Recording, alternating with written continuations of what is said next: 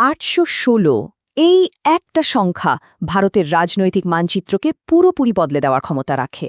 ব্যাপারটা কিন্তু শুধু কয়েকটা নতুন আসন বাড়ানো নিয়ে নয়, এটা দেশের ক্ষমতার ভারসাম্য আর আমাদের ভোটের আসন মূল্য নিয়ে একটা গভীর প্রশ্ন তুলে দিচ্ছে। চলুন এই মিশন 816-র ভেতরে ঠিক কি আছে সেটা একটু তলিয়ে দেখা যাক। তো এই যে সংখ্যাটা 816, এটা আসলে কি? এটা কোনো গোপন কোড নয়, এটা হলো লোকসভার প্রস্তাবিত নতুন আসন সংখ্যা। ভাবুন তো একবার, এখন যা আছে তার থেকে প্রায় 50% বেশি। হ্যাঁ, ঠিকই দেখছেন, 543 থেকে সোজা 816। এটা শুধু সাধারণ একটা বৃদ্ধি নয়, এটা প্রায় 50% একটা বিশাল লাভ। একে যদি আমরা একটা গণতান্ত্রিক মহাবিস্ফোরণ বলি তাহলে বোধহয় খুব একটা ভুল হবে না। আর এর প্রভাব কিন্তু হতে চলেছে সুদূর প্রসারী। তো সরকারের যে প্রস্তাবটা নিয়ে এখন এত আলোচনা, সেটা হলো লোকসভার আসন সংখ্যা বাড়ানো এবং এই পুরো পরিকল্পনাটা মার্চ 2029-এর মধ্যে কার্যকর করা। আর এই গোটা মিশনটাকেই বলা হচ্ছে মিশন 816। আচ্ছা, তাহলে এই প্রস্তাবে ঠিক কি কি আছে চলুন একটু ভেঙে দেখি। সংসদে যে বিল আনার কথা চলছে তার মূল কথা হল লোকসভার সিট বেড়ে হবে 816। এর মানে সরকার গড়ার ম্যাজিক ফিগারটাও 272 থেকে বেড়ে হয়ে যাবে 409। ভাবুন রাজনৈতিক সমীকরণটা কতটা পাল্টে যাবে। আর সবচেয়ে বড় ব্যাপার হল এই 50% আসন বৃদ্ধি নাকি প্রত্যেকটা রাজ্যে সমানভাবে করা হবে, আর পরে বিধানসভাগুলোতেও একই নিয়ম আসবে। কিন্তু আসল প্রশ্নটা হলো, হঠাৎ করে এত বড় একটা বদলের দরকার পড়ল কেন? এর উত্তরটা কিন্তু লুকিয়ে আছে একটা 27 বছরের পুরনো স্বপ্নের মধ্যে। আর সেই স্বপ্নটা সত্যি করার জন্যই এই বিশাল আয়োজন, সংসদে মহিলাদের জন্য সংরক্ষণ। এই যে টাইমলাইনটা দেখছেন, এটা শুধু কয়েকটা তারিখ নয়, এটা একটা দীর্ঘ রাজনৈতিক লড়াইয়ের ইতিহাস। 1996 থেকে শুরু হয়ে বারবার এই বিলটা এসেছে আর রাজনৈতিক জটিলতায় আটকে গেছে। অবশেষে 2023 সালে এটা পাস তো হলো, কিন্তু এই 27 বছরের অপেক্ষাটা অনেক কঠিন প্রশ্ন তুলে দিয়ে গেছে। ব্যাপারটা একটু অদ্ভুত না? যে বিলটাকে প্রায় সব দলই প্রকাশ্যে সমর্থন করে, সেটা পাশ হতে কেন 27টা বছর লেগে গেল? এর পেছনের কারণটা কিন্তু বেশ ইন্টারেস্টিং। আসলে লড়াইটা নারী ক্ষমতায়ন নিয়ে ছিলই না। আসল বাধাটা ছিল খুব সাধারণ একটা ভয়। কোনো এমপি নিজের জেতা সিটটা ছাড়তে রাজি ছিলেন না। মুখে সবাই বলতেন মহিলাদের প্রতিনিধিত্ব বাড়ুক, কিন্তু মনে মনে চাইতেন আমার আসনটা যেন বেঁচে যায়। তো এই রাজনৈতিক গিটটা খুলল কিভাবে? এখানেই আসে আসল মাস্টার স্ট্রোক। প্রথমে বিলটা পাশ করিয়ে নেওয়া হলো, তারপর বলা হলো আমরা মোট আসনের সংখ্যাটাই অনেক বাড়িয়ে দেব। ফলে নতুন যে সিটগুলো তৈরি হবে তার মধ্যেই মহিলাদের সংরক্ষণ করা হবে। আর এতে কোনো বর্তমান এমপির সিট ছাড়ার প্রশ্নই উঠবে না। সত্যি একটা দারুণ চতুর রাজনৈতিক সমাধান। কিন্তু সব ভালোই ভালোই তো আর হয় না। এই পরিকল্পনার সবচেয়ে জটিল আর বিতর্কিত অংশটা হলো এর প্রয়োগের পদ্ধতিটা, যাকে বলা হয় ডিলিমিটেশন বা নির্বাচনী এলাকার সীমানা পুনর্নির্ধারণ। আর এখানেই আসল প্যাচটা। ডিলিমিটেশন জিনিসটা কি? খুব সহজ করে বললে, জনসংখ্যা বদলানোর সাথে সাথে ভোটের ম্যাপটাও বদলে ফেলা, যাতে প্রত্যেকটা এলাকার ভোটের মূল্য প্রায় সমান থাকে। এটা আমাদের সংবিধানের 82 নম্বর ধারা অনুসারেই করা হয়। আর এখানেই আসল টুইস্ট।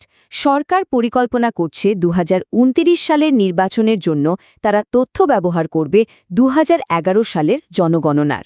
মানে প্রায় 18 বছরের পুরনো ডেটার উপর ভিত্তি করে ঠিক হবে দেশের ভবিষ্যৎ। এটা কতটা যুক্তিযুক্ত সেই প্রশ্নটা কিন্তু উঠছেই।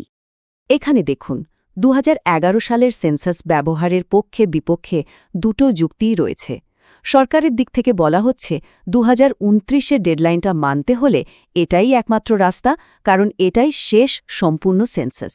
কিন্তু উল্টো দিকের প্রশ্নটাও খুব জোরালো, যে দেশটা এত দ্রুত পাল্টাচ্ছে তার জন্য প্রায় 2 দশকের পুরনো ডেটা দিয়ে বানানো একটা সিস্টেম কি আদৌ ন্যায় বিচার করতে পারবে?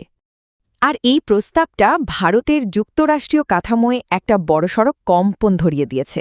তৈরি হয়েছে একটা উত্তর বনাম দক্ষিণ বিতর্ক, যা নিয়ে উত্তেজনা বাড়ছে। চলুন দেখি সমস্যাটা কোথায়। দক্ষিণের রাজ্যগুলোর মূল ভয়টা হল রাজনৈতিক শাস্তি। ব্যাপারটা অনেকটা এরকম, যারা নিয়মকানুন মেনে চলেছে, জনসংখ্যা নিয়ন্ত্রণে দারুণ কাজ করেছে, এখন পুরস্কারের বদলে তারাই যেন শাস্তি পাচ্ছে। কারণ জনসংখ্যা কম হওয়ার কারণে তাদের লোকসভার আসন সংখ্যা আনুপাতিকভাবে কমে যাওয়ার একটা ভয় তৈরি হয়েছে। দক্ষিণের রাজ্যগুলোর যুক্তিটা কিন্তু খুব পরিষ্কার। তারা বলছে, আমরা জনসংখ্যা নিয়ন্ত্রণ করলাম, দেশের অর্থনীতিতে এত বড় অবদান রাখছি, আর তার বদলে আমাদের রাজনৈতিক গুরুত্বই কমে যাবে, ক্ষমতা চলে যাবে উত্তর ভারতের হাতে। এটা তো যুক্তরাষ্ট্রীয় ব্যবস্থার মূল নীতিরই বিরোধী। সোজা কথায়, টাকা দেবে এক রাজ্য আর রাজনৈতিক ফায়দা তুলবে অন্য রাজ্য। তো এই পুরো ব্যাপারটা আসলে কি? এটা কি সত্যিই একটা যুগান্তকারী সংস্কার, নাকি এর আড়ালে অন্য কোনো রাজনীতিক ক্ষমতার খেলা চলছে? চলুন এর দুটো দিকই দেখা যাক। অবশ্যই এর একটা ভালো দিকও আছে। গণতন্ত্রটা হয়তো আরও বেশি মানুষের কাছে পৌঁছাবে। এখন যেখানে একজন এমপি প্রায় ২৫ লক্ষ লোকের প্রতিনিধি, তখন তিনি হবেন প্রায় ১৫ লক্ষের। মানে নিজের এলাকার সাংসদের কাছে পৌঁছানোটা সাধারণ মানুষের জন্য আরও সহজ হবে। আর মহিলাদের প্রতিনিধিত্বের দিক থেকে দেখলে এটা তো একটা বিশাল লাভ। ভাবুন, এখন ভারতে মহিলাদের প্রতিনিধিত্ব মাত্র ১৫% আশেপাশে, যা কিনা বিশ্বের গড় থেকেও কম। আর এই আইন কার্যকর হলে ভারত এক ঝটকায় ৩৩% পৌঁছে যাবে, যা অনেক উন্নত দেশের থেকেও বেশি। কিন্তু সবকিছুর পরেও কিছু কাঁটা কিন্তু রয়েই গেছে। যেমন মহিলা সংরক্ষণের মধ্যে ওবিসিদের জন্য আলাদা কোটার দাবিটা এখনও একটা বড় রাজনৈতিক প্রশ্ন। আবার সরপঞ্চপতি মডেলের মতো প্রক্সি পলিটিক্সের ভয়টাও কিন্তু থাকছে, যেখানে নামে মহিলা প্রতিনিধি থাকলেও আসল ক্ষমতা চালান তার বাড়ির পুরুষ সদস্যরা। এই প্রশ্নটাই আসলে সবকিছুর সারমর্ম। এই যে এত বড় একটা পরিবর্তন আনা হচ্ছে, এটা কি শেষ পর্যন্ত সমাজে সত্যিকারের সমতা আনবে, নাকি ক্ষমতার একটা নতুন ভারসাম্যহীনতা তৈরি করবে, যেখানে কিছু লাভ হবে আবার কিছু নতুন সমস্যাও তৈরি হবে? আর সবশেষে এই প্রশ্নটা হয়তো সবচেয়ে গুরুত্বপূর্ণ। ২০১১ সালের তথ্য দিয়ে কি ২০২৯ সালের ভারতকে সত্যি সত্যি চেনা যায়? একটা প্রায় ২ দশক পুরনো আয়নায় কি আমরা আমাদের দেশের সঠিক ভবিষ্যৎ দেখতে পারি? এই গণতান্ত্রিক পুনর্গঠনটা শেষ পর্যন্ত কতটা ন্যায্য হবে, এই উত্তরটা কিন্তু আমাদের সবাইকে মিলেই খুঁজতে হবে।